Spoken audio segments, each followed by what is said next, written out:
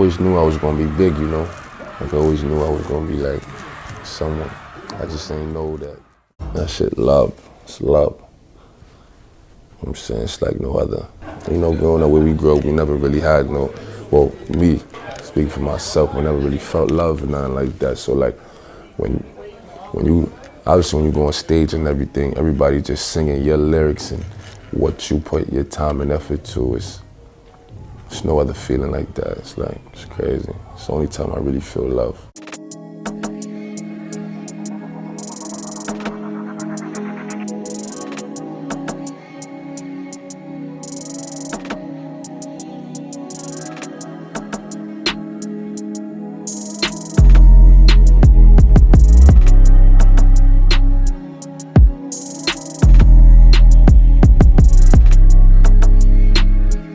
The 20-year-old seen in this recent music video was just about to head out on tour.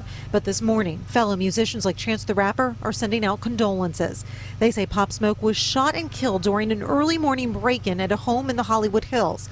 All police are saying right now is that they got a 911 call just before 5 a.m. The radio call was called in by someone from back east and stated a friend of theirs' home was being broken into by multiple suspects and that one of them was armed with a handgun. When police arrived at the home on Hercules Drive, they detained several people who turned out to be witnesses. Those men say there were between 2 and 6 suspects. At least one was wearing a mask. All right, y'all. Now we back with the Pop Smoke video. And I believe right now was a pretty good time for a lot of y'all to have been requesting video, because recent news was that one of the guys who killed Pop Smoke, or the only guy that shot off the shots, he just pled guilty to, I believe, a lesser charge of murder. I think it was manslaughter. He got 4 years. That does not include time served. And I think he's doing those years at a juvenile hall since he was about 16 when the murder happened, maybe 17. And he is 20 years old now. So it brings some relevancy to doing this video. Now, I'm excited to bring this video to the channel because I believe there's a lot more to the story than what we were given. I want to start the video off with us listening to the 911 call. Now, I was kind of sketchy about putting this entire call in this video because of it possibly getting flagged or restricted, because it's kind of harmful content. YouTube deems stuff like that to be harmful content. But I believe it holds a lot of details to us figuring out whether this was a setup or not by the people that he knew, or if this came from the industry that would have made this a setup murder of Pop Smoke and not just some random event where, you know, these young dudes that were a part of the Hoover Criminals in LA, the Hoover Criminals set, which, you know, used to be Hoover Crips, but now Hoover Criminals. This story they gave us was that, you know, these young dudes was lurking his Instagram like they do a lot of people that visit the Hollywood Hills or whatever, and they're known for robbing these houses in the hills. So just, you know, this random day, they just happen to know and be aware and following Pop Smoke, I'm assuming, on Instagram. This is the story that they gave us.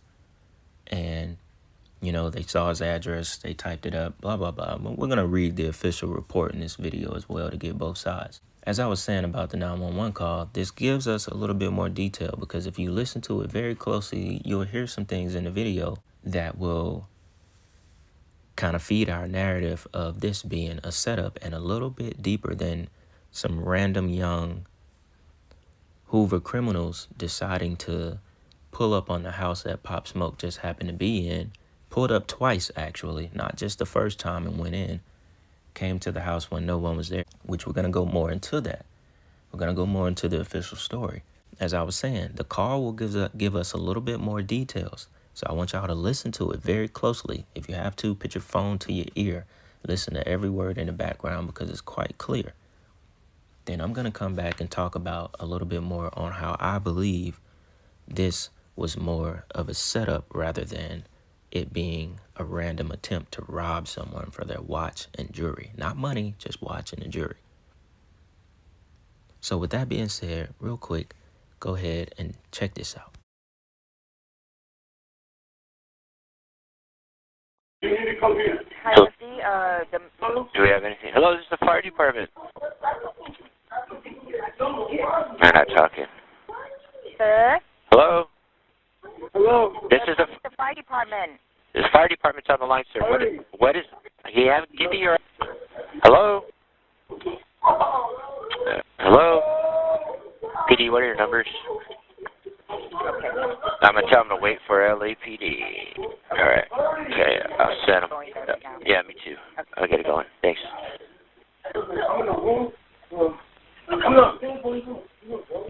Hello?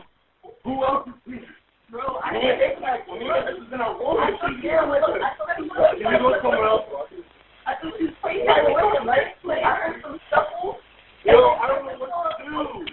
Hello? Yes. Hello, this is the fire department. Here. I know, but you're not talking. We're already on their way. Give me your... Yes. Okay, units are already en route. Is the person who I did... can't talk to you anymore. I can't talk to you anymore. Just Okay. come here. Do you know what to do? No. Okay, then listen to me. I'm going to tell you how to help this person. I'm listening. Okay, now listen. The person... Just got here. Okay. No. All right. Now, how many... Yo, this. Okay. Listen. Get it.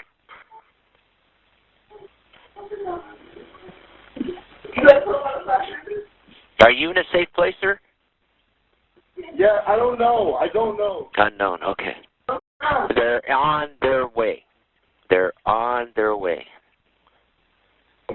I'm gonna sit down with All right, so that was the 911 call. Now, to start it off, a lot of people were confused about who made the call. And, reports say that the call was made from someone else, that it was not actually made by the girl that was with Pop Smoke, nor the guy, Mike D. Now, whoever made the call, it doesn't really matter, because somehow, however they did it, the call was transferred to the people that were actually in LA at the house. Because you can hear from the guy saying, Mike D, that come here. Like, he wasn't talking at all to the dispatcher, but he was telling them to come here. So clearly they were inside the house where Pop Smoke died. What sounded like Pop Smoke in the background saying a few things. You could hear the girl that was there saying how, she heard something about the window. She heard a scuffle or whatever. You can't hear everything she says, but some of the words you can make out. In the beginning, she was like, why me? I'm assuming the dude was probably talking about her getting on the phone to talk to the dispatcher. Everyone in the comments of the 911 call video, everyone thought that this was a setup. Everyone also was, mad at how the dude basically responded on the call, which is why I said every video I've done that had an intense 911 call in it, there's always confusion. There's always a lack of cooperation when y'all are supposed to be explaining things to get help on how to nurse a wound until the medical team gets there. I guess as far as the whole address thing, it doesn't really matter, because when you call 911, they're able to ping where the call is coming from, regardless of the person telling them the exact address. You telling them the exact address just gives confirmation of where they're actually going to. But I highly doubt they need, the person to actually say the address. So I'm not gonna make that a big deal about him not giving up the address. What was a big deal is how they just really didn't seem as if they cared. The guy he told the dispatcher, I can't talk to you anymore. It's like, how are you on the phone? However that call was transferred, how would you tell a dispatcher you can't talk to them? The dispatcher asked what's the address, and then he responded yes. Or that could have been an edited clip before it got to the internet, where it edited out a few things that he said in response, and when it came back, it just gave us this kind of weird audio to where the response was cut off and then the last word was put back into the audio. To us, it made it seem like he wasn't answering the questions. But regardless, there was no cooperation. There was no urgency. And whether or not you want to believe Pop Smoke in the background, he said, who else was with you? When the girl was talking to him, you could clearly hear him say, who else was here? Who else was in the room? You could clearly hear him say that. I think it's around the 44-second mark of the clip. Listen closely. You could hear him running out of breath and say, who else is here?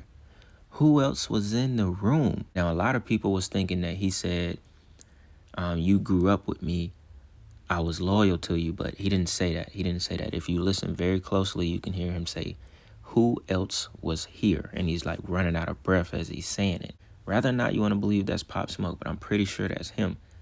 Then he says, who else was in the room at around 45-second mark? Now, another key thing that a lot of people noticed at the end of that clip was around the one right when it ended.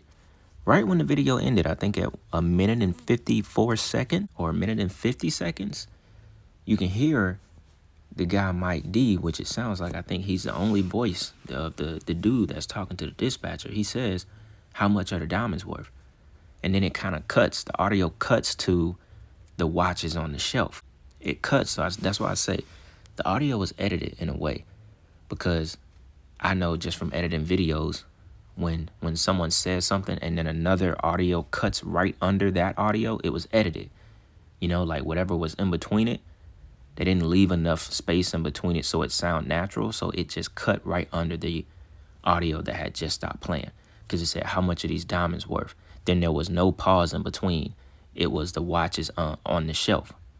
It was like, how much are these diamonds worth? The watches on the shelf. It was that quick, so you know it was edited somehow. So whatever was in between that, we won't know what was said.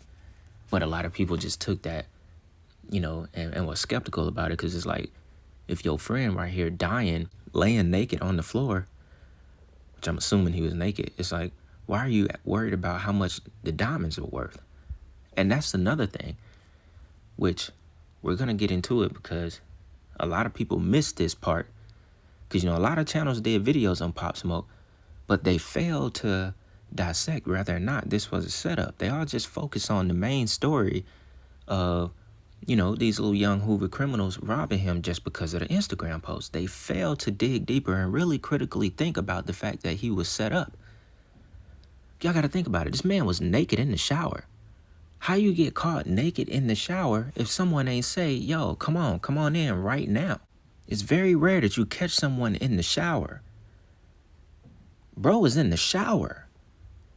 We're going to come right back to that. Hold that thought. We're going to come right back to that, because I got a picture to show y'all. Some of y'all might remember this, but I got something to show y'all. But before we get into that, let's rewind a little bit, because we're at the tail end of the story of the 911 call after everything happened. So this video wouldn't be proper without reading the narrative of what they say really happened. So we're going to read the article of how everything supposedly happened that led up to that 911 call. All right? So check this out.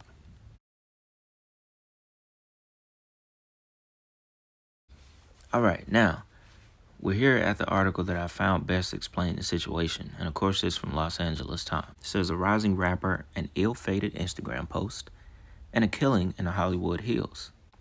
Pop Smoke. I may not read the entire article. It's a pretty long article, but I'm going to give y'all everything we need to know about the official narrative. It says at 2 a.m., a black BMW rolled past the house the rapper Pop Smoke was renting in the Hollywood Hills. The driver circled back and stopped.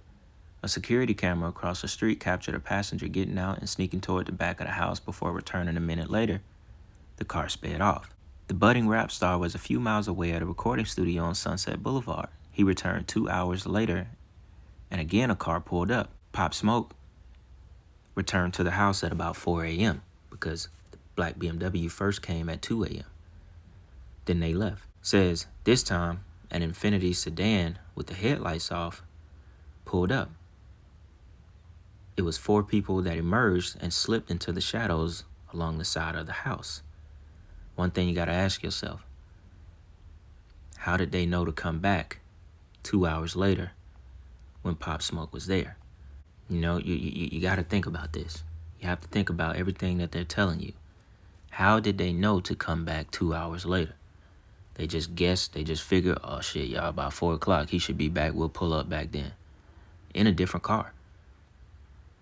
Says 10 minutes later, 3 of them ran back into the camera's frame. The footage showed the 4th walking out the front door holding a purse and a gun. Inside, the musician lay sprawled at the foot of the staircase, dying from a gunshot wound to the chest.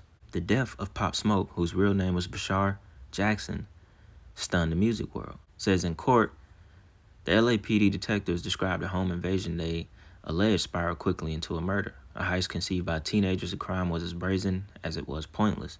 A killing that robbed the rap world of one of its brightest young artists, while netting the alleged killers a watch they sold for just $2,000. The watch, his Rolex, which I assume it was a Rolex, diamond studded, they sold for only $2,000. He died at 20 years old. Jackson would not know the breadth of the critical acclaim and commercial success his music received after he was gone. The morning of. It says a few hours after the killing, Frank Flores and Carlos Camacho, detectives of the LAPD's Robbery Homicide Division, headed to the crime scene. Flores noted 3 9mm shell casings on the floor upstairs. In the kitchen, the detective found a black gift bag from Amiri, which is supposedly where the address thing came from on Instagram, with the bags and how they, basically showed the address on the stories. Him and Mike D. Says when the bag arrived a day earlier, Jackson posted a picture of it on Instagram that exposed the house address on a label. Spotting the post with alarm, a talent manager from the rapper's record label had asked him to take it down. So supposedly, from his label, he was asked to take that photo down. Says when they reviewed the footage from the surveillance systems at the homes on the street, the BMW and the Infiniti piqued their interest. They could discern parts of the license plates through DMV records, learned both cars were registered to a 19-year-old named Corey Walker. A judge had signed off access to the Google account linked to the email address Walker had provided when he bought the Infiniti. In the hours before and after Jackson was killed, Flores testified that someone who was logged into the account made several searches of interest to the detectives. At 2:45 a.m., which would have been 45 minutes after they came to the house the first time, the account's users searched the house address and visited the LAPD's website. He said at 4:08 a.m., the user looked up the address on the real estate website Zillow, which features several photos of the inside of the house. So maybe he was trying to look at how the inside of the house looked. And you have to remember, they came at 2 o'clock. So they already knew where the house was. This says at 4:08 a.m., they looked up the address on real estate website Zillow. So they wouldn't have been looking up the address to see where it's at. They'd already been there. They must have been trying to see what the inside of the house looked like. Then it says at 5:15 a.m., about an hour after the shooting, an internet search of Rolex Oyster Perpetual Datejust was made. And just before 8 a.m., the user queried Breaking News LA and checked Channel 7's breaking news page. Basically was trying to see if it was on the news because they knew they had shot and killed Pop Smoke. And at 5:15 a.m., they were trying to see how much the Rolex was worth. Then the detectives got another search warrant for Walker's phone records, which allowed them to retrace his movements that pinged off of cell towers. So it says the morning Jackson was killed, Walker's phone exchanged calls with a number associated with a 17-year-old boy, Sean Hansen. The Times typically does not name juvenile defendants at 1:34 a.m. Both teenagers' phones were hitting off a tower on Florence Avenue in South Los Angeles, but by 2:04 a.m. their phones were in contact with a tower on Mulholland Drive in Hollywood Hills. Then about 90 minutes later, their phones again pinged off towers in South Los Angeles. So this was how they put together the fact that they were actually on Mulholland Drive in Hollywood Hills. It says after a night at the East West Studios in Hollywood, Jackson climbed into a white Range Rover with his childhood friend, Mike D, and Amelia Rose, a woman who he had met that night.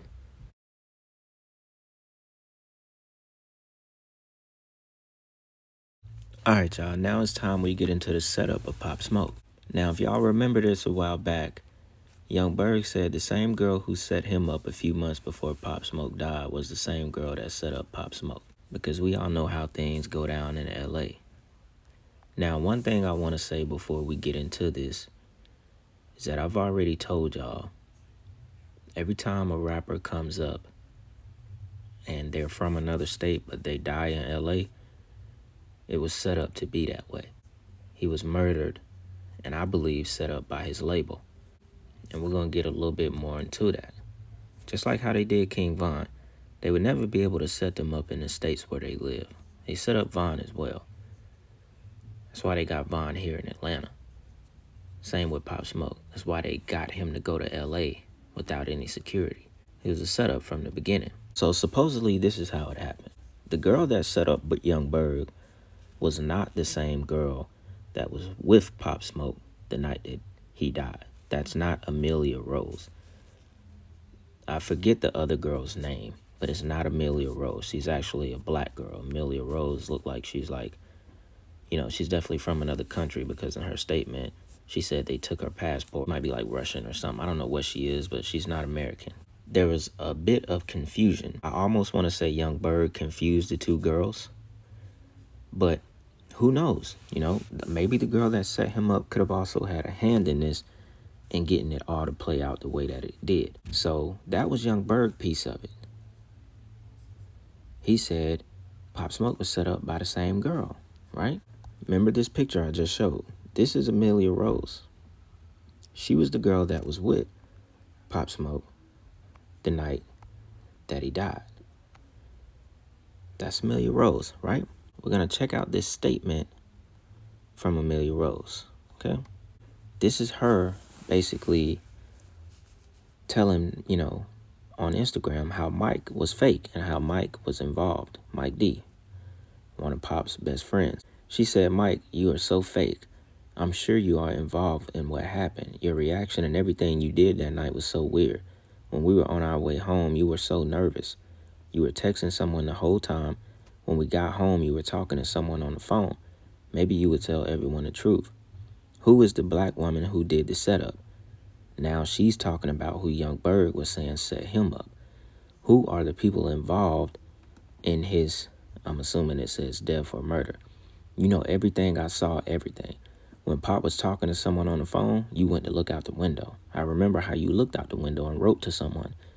It is from this window that you can see the stairs along which they climbed to the second floor. 2 rooms overlook this balcony, and I wonder how they knew which room to go to. I'm sure, Mike, that it was you who gave them the information to basically go straight to the room that Pop Smoke was in. Because I'm sorry, y'all got to remember, on the Google search, on one of their phones, they looked up the rooms and stuff in the house on Zillow. But them doing that, they won't have a whole layout of the house and know exactly where Pop Smoke is. Something had to be told to them. Like I already said, remember, he was in the shower supposedly. And then we have to go all the way back to the fact that they came at 2 o'clock and then they came back at 4. So someone told them that they were on the way back to the house. They didn't just show up 2 hours later because they just automatically knew he was going to be there. No. Someone told them to come back and what time to come back. Or someone text Pop Smoke, which I found some more information that, some other people text Pop Smoke to make sure that he was at the house as if they were going to pull up. And that's how they sent the young dudes in. That's how they confirmed that he was there. That's why they came back 2 hours later. Or it was probably Mike or the girl the entire time, because she said, who is the black woman who did the setup? So that means somehow, some way, this other girl that set up Young Berg, she's somehow involved in this. All right. This is why I think it was set up by his label. Someone at his label was going to take out Pop Smoke, and Fabio Foreign was going to reap the benefits from it. Why? Fabio blew up the most after Pop Smoke died. Fabio wouldn't be who he is today if Pop Smoke was still here. Clearly, he has benefited the most from Pop Smoke dying. Pop Smoke and Fabio, they was together the night before Pop Smoke went to LA. Then Pop Smoke met up with On Point Like Op in LA with Mike D. Mike D and his photographer, Apex, they the ones who had Pop Smoke go to LA and rent out that Airbnb with no security. Now, That's why I said it could have been a case where people who actually knew Pop Smoke acted like they were about to pull up, text him, got the address to make sure that he was there that night. Forget the address, him posting it online and all that. That does not still give them the time on when he's actually going to be at the house. So it was more of a setup. So someone who texted him asking for the address and for them to pull up that night when he got back to the house, that was them confirming that he was there. They already knew the address because remember, they got to the house at 2 o'clock and then they left, 2 a.m. So somebody posed and act like they didn't know the address, text Pop Smoke to make sure he was at the house. Then they sent the young Hoovers back to the house for the hit. They were just trying to confirm that he was there. I almost think everyone was in on the setup, including the Amelia Rose girl. But once it all happened, she started exposing things that happened that night. And she started exposing Mike D. This was a hit. They set him up. They sent him there with no security, nobody truly there watching his back. And they went in with intent to murder Pop Smoke. Y'all missing one thing. I've said it multiple times throughout this video.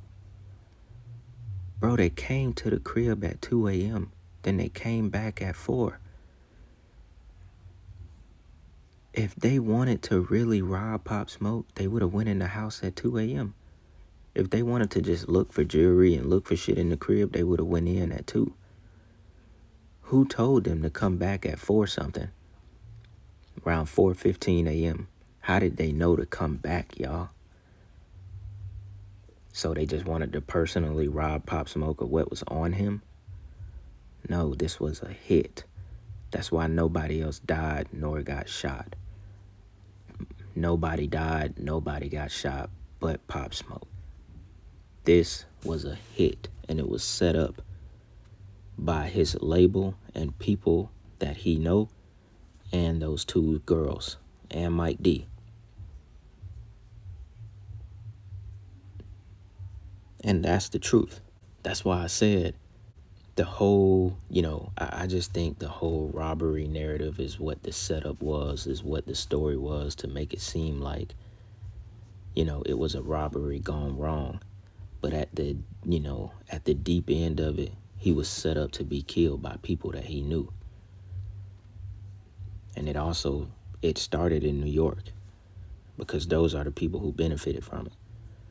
Who else? Maybe Ross Swish, Fabio maybe benefited the most as far as career-wise. Fabio for sure.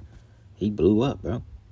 He's now what Pop Smoke would have been. Pop Smoke would have been bigger, of course, but still, Fabio getting everything.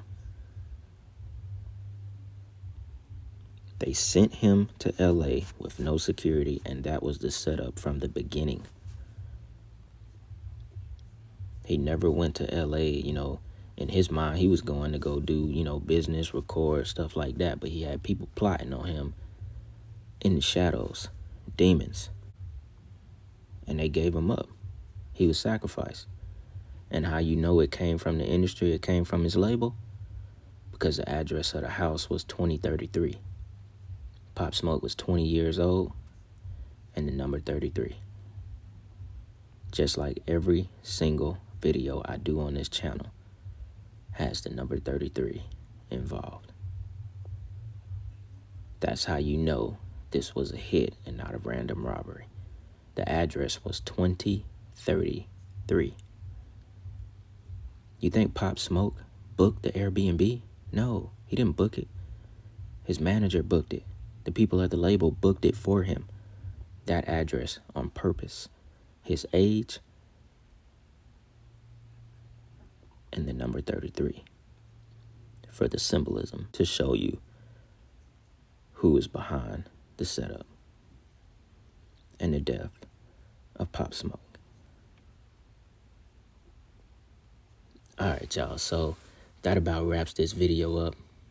I really want y'all to let me know what y'all think in the comments, and if y'all seeing the same things that I'm seeing it the way that I do, because it's clear as day that he was set up. This was not a random robbery. There's no way possible that it was. And yeah, man, y'all let me know what's going on in the comments. Y'all already know, man. Y'all keep giving me y'all suggestions. We got more work to do. I do appreciate every last one of y'all. And with that being said, it's Black Balloon. And I'm going to see y'all soon. I'm out.